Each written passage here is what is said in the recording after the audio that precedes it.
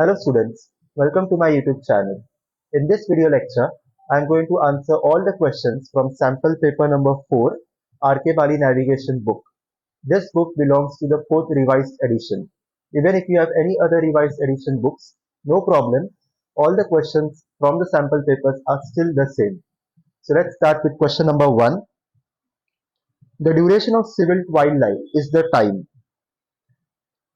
between sunset and when the center of the sun is 6 degrees below the true horizon, between sunset and when the top of the sun is 6 degrees below the visual horizon, between sunset and when the center of the sun is 6 degrees below visual horizon. So remember the definition as given in time chapter number 3. So duration of civil twilight is the time when between sunset and when the center of the sun is 6 degrees below the sensible horizon, which is nothing but your true horizon. So it is sensible horizon, not true horizon. It is the center of the sun, not the top of the sun, and the value is 6 degree below. So these three important points you must remember. Very important question for your ATPL exam as well. Next, what is Earth? Earth is a planet, a satellite, an asteroid. So correct answer is option A. Earth is a planet. When standing at the South Pole, in which direction will you be facing? Simple common sense question. So this is your Earth.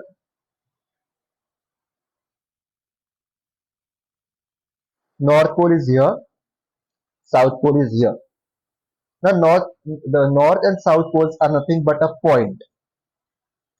Okay, so when you are standing on the south pole or at the south pole, the only direction you will be facing will be will be northerly direction. Will be northerly direction. There is no east and west direction. Like any other position like here, you have east, west, north, south. But in case of north and south poles, the only directions you will be facing is either pole. If you are at the north pole, the only direction available to you is south pole or south direction. If you are on the south pole, the only direction available is north direction. So now in this case, you are at the south pole, you will be facing north direction. What is the great circle track from A? So let's plot this. A is here, B is here. 75 north,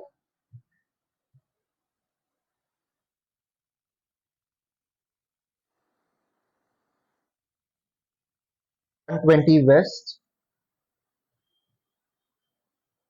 75 north,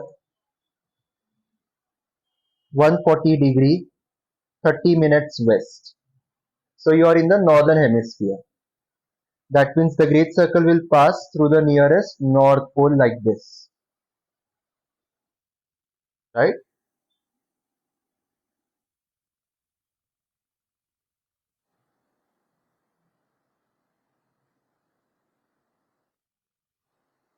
What is the great circle track on departure from A? Now both positions A and B are on the same latitude 75 north. So Rumline direction from Bravo to Alpha is this direction. So that direction is easterly direction. That direction is easterly direction. And Rumline track from Alpha to Bravo will be the reciprocal of this direction, Bravo to Alpha.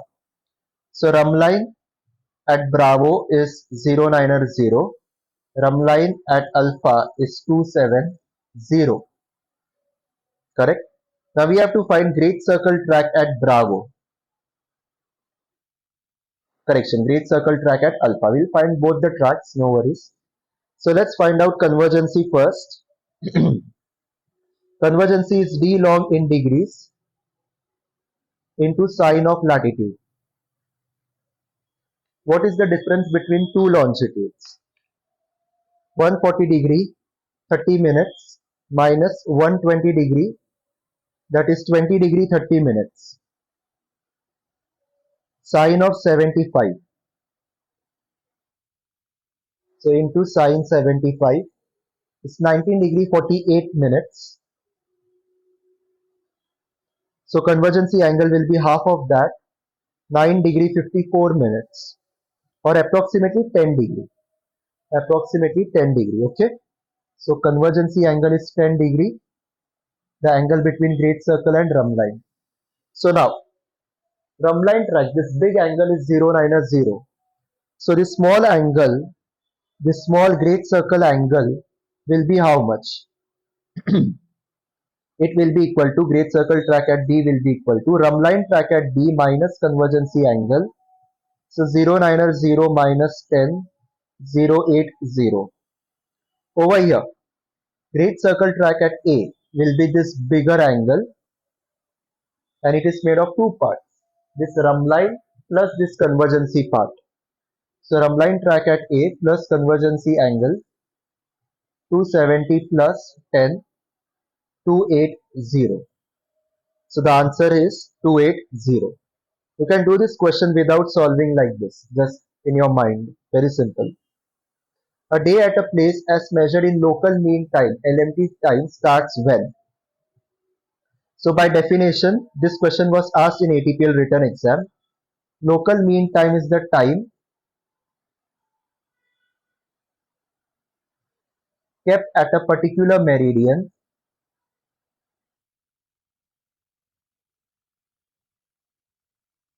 with respect to the position of the sun on the anti-meridian, if I am not mistaken. Okay. So local mean time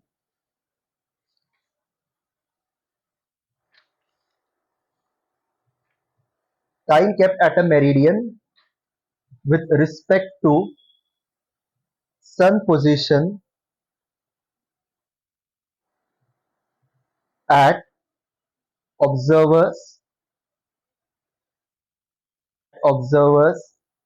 anti meridian.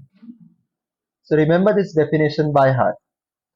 So the correct option here will be when the mean sun transits the meridian of the place in question, when the mean sun transits the anti-meridian of the place in question, when the mean sun transits at 180 degree east-west meridian. So when the mean sun transits the anti-meridian of the place in question, sun's position should be at observer's anti-meridian. Okay. Next, deviation applied to magnetic heading gives compass heading. What is deviation? Deviation is the joining link between compass heading and magnetic heading. So, due to the electrical influences, local electrical influences in your aircraft, the magnetic needle in your magnetic compass will not show the correct magnetic direction. It will show a different direction called compass direction, because this magnetic direction will get influenced by all the deviation inducing or electrical influences in your aircraft, which uh, produce this deviation. So correct answer is deviation applied to magnetic heading gives compass heading. Negative or westerly magnetic variation means what?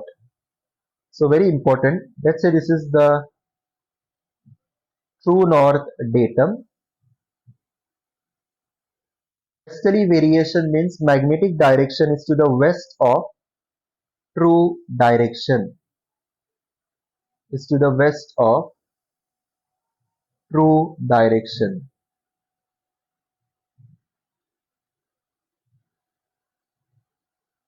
Okay. So that means true north is to the east of magnetic north, or magnetic north is to the west of true north. So true north is east of magnetic north. Option Charlie is the correct. Compass north is irrelevant to variation. Compass north comes in question when we are talking about deviation, not variation. Next, position alpha is given to you, which is at 45 north and some eastern longitude. Position B at same latitude but a different longitude, 50 degree 15 minutes east. Distance between them is 280 miles. Bravo is to the east of alpha. What is the longitude of alpha? So alpha is here, Bravo is to the east of it.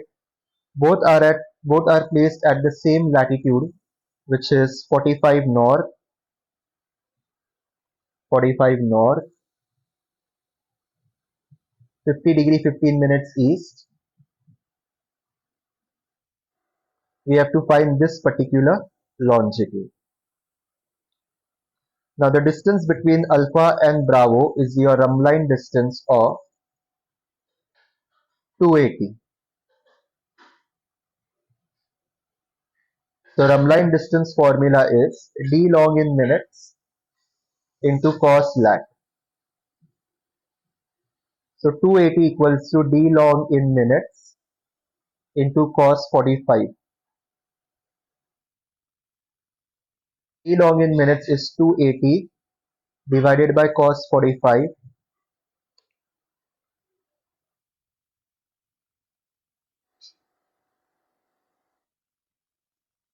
395.9 or 396 minutes. That equals to 6 degree 35 minutes. So longitude of A is going to be longitude of B minus this D long.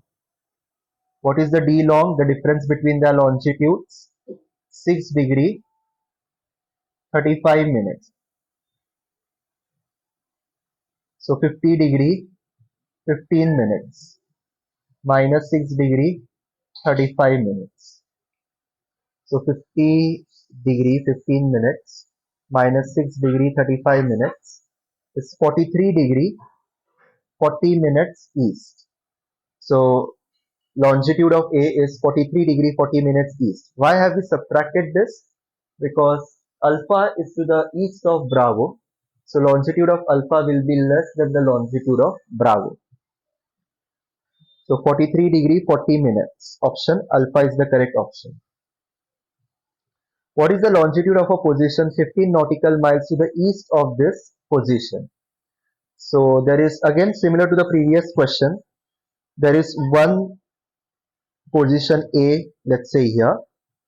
There is another position B at same latitude but some distance away from it. 58 degree 42 minutes north, 94 degree west. So the latitude of Bravo will also remain the same, 58 degree 42 minutes north. Longitudinal value will be more than 94 degree because it is to the east of alpha. More than 94 degree. So here there is only one option which is more than 94 degree, which is option Bravo. Option alpha is 93.53, 93.31. So directly you can eliminate them. Nevertheless, we will solve this sum. Rumline distance is 15 miles. So rumline formula will be d long in minutes into cos lat. So 15 nautical miles, cos of 58 degree 42 minutes. So d long in minutes will be equal to 15 divided by cos 58 degree 42 minutes. So cos 58 degree 42 minutes is 0.519 or 0.52. So 15 divided by 0.52 is 28 degree. So that is 28 minutes 50 seconds or 29 minutes. 15 divided by cos 58 degree 42 minutes is 28 29 minutes. So 0 degree 29 minutes. So position B will be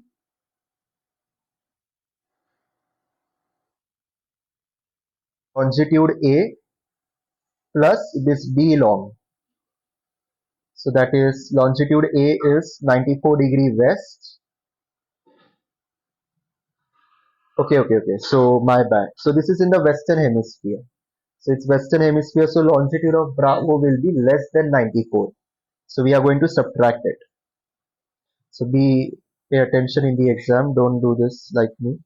94 minus 0 degree 29 minutes. Okay. So So now we are going to eliminate option Bravo. Any option less than 94 degree is the answer. 94 degree minus 0 degree 29 minutes, which is 93 degree 31 minutes west. Okay, 93 degree 31 minutes west. Option Charlie. Simple. Okay, so pay attention to the hemisphere you are situated in. On an instrument check, while taxing when carrying out a turn, the turn and slip indicator will indicate what? So I have covered this in one particular quiz lecture in the month of February, in which I have solved all questions of turn and slip indicator in that particular quiz lecture. So I have explained all the concept of turn and slip indicator in detail in that quiz lecture, and I have taken some questions based on that. So do watch that quiz lecture. In simple words, whenever you are whenever taxing on ground and making turns, the turn coordinator will show a skidding turn. What is a skidding turn? A skidding turn happens when angle of bank is insufficient. Angle of bank is insufficient. Your indication will look something like this. Let's say you're taxing to the left hand side. You're taxing to the left hand side. So the needle will move to the left.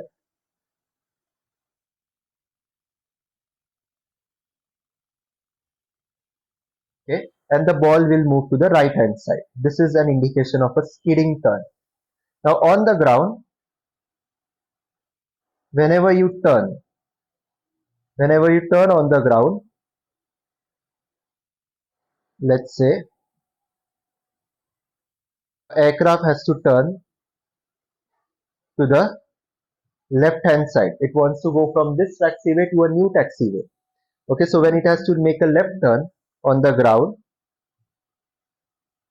it will taxi to the left, taxi to the left using its wheels, right? No need for bank, because on the ground you are not going to lift your wings and bank your aircraft. So no need for bank. So this information registered by the instrument, and the result shown is a skidding turn, because the instrument itself doesn't know your aircraft is on the ground. It just does its job. So it shows a skidding turn. If you do this in the air, you are making a left turn but with insufficient angle of bank. Angle of bank is insufficient or very little. So you will be get thrown outside of the turn under the influence of a centrifugal force, and that will be a skidding turn. So you will skip out of no slip. You will skid out of the turn. So when taxing, you are carrying out a turn. The turn and slip indicator will always show a skidding turn, because you are not using the bank angle at all. Okay, so option Bravo. So this concludes our lecture. I hope you have understood all the 10 questions I have done. Keep practicing, keep in touch with your studies, read the chapters, watch all the lectures of math that I have uploaded on my YouTube channel. There are a lot of them. So watch them, study with me. If you have any doubts, questions, let me know in the comment box. I will happily resolve them. Share this video with your friends, subscribe if you haven't yet, and hit the like button if you have liked this video lecture. Thank you for your time.